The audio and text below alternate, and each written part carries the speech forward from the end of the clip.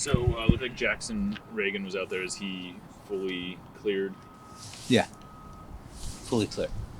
What was the ultimate diagnosis? Just bruised ribs? I don't know the technical term for it, Jeremiah, but something about some layer in between the rib cage and a long bubble, pain, something. It wasn't serious by any stretch of the imagination. Pain was the guide.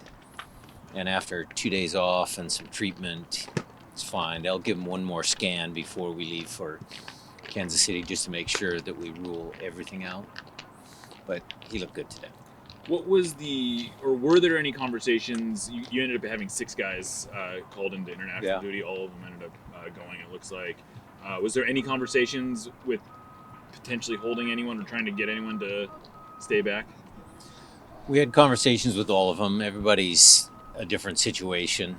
The 20s and the 19s with Reed and Obed, those are a little different than the other ones. We had conversations with all of them, but, we've always been pretty consistent, so we're not going to change. Going back to this LAFC game, going over the video, you were visibly frustrated after the game. Did you see anything that maybe was positive, that maybe you think maybe you were a little too strict on right after the game? Emotions run high sometimes after big games, and I certainly did some reflection. We watched the film over again. Some of the frustrations were just the way the game panned out. It's frustrating probably for a lot of people. But the team actually played fairly well. And we created some chances, had some half chances. Not so sure, what our expectations of Raul coming back. It was his first game back, so was he sharp enough in front of goal? Albert's shot that hits the post goes in. The other half chances we created. The 2 chances they had at the very end of the game was because we were stretched trying to go for the win.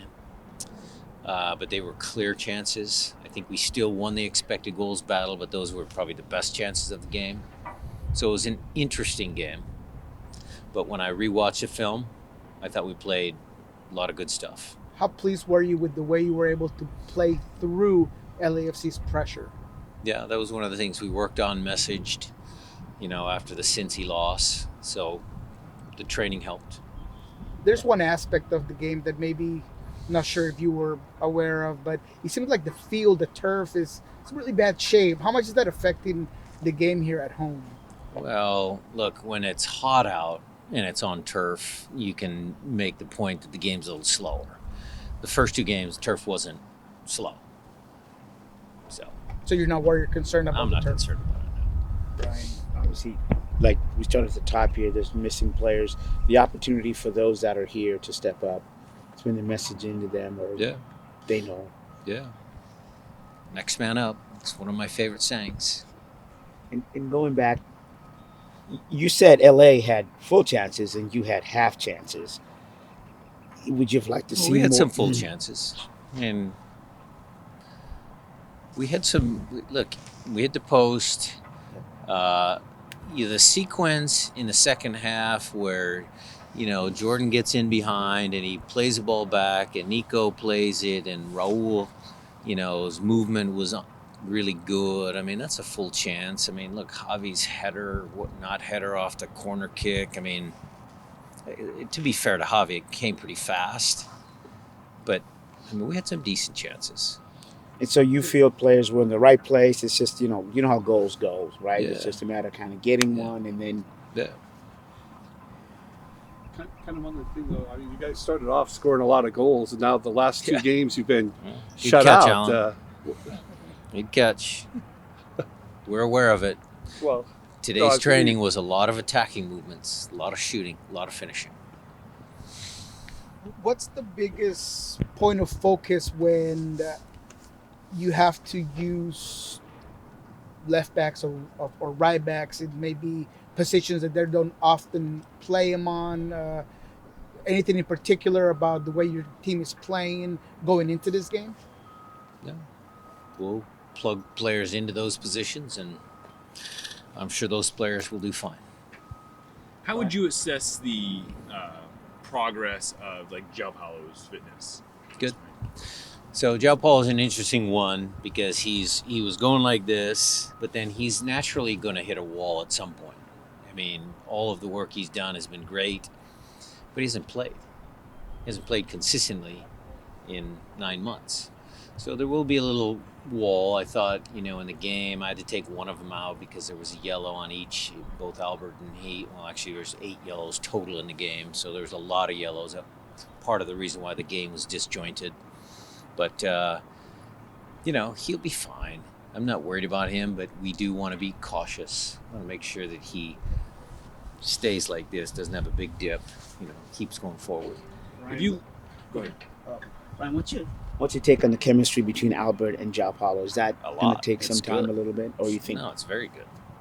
And they played together maybe only a few times last year, but they're both smart soccer players. I mean, they'll figure it out. Nico doesn't have any goals or assists, but if you watch him, he is all over the place. I think he's leading in a whole bunch of different advanced metrics in terms of Pass-through passes. Yeah. I saw that. Yeah.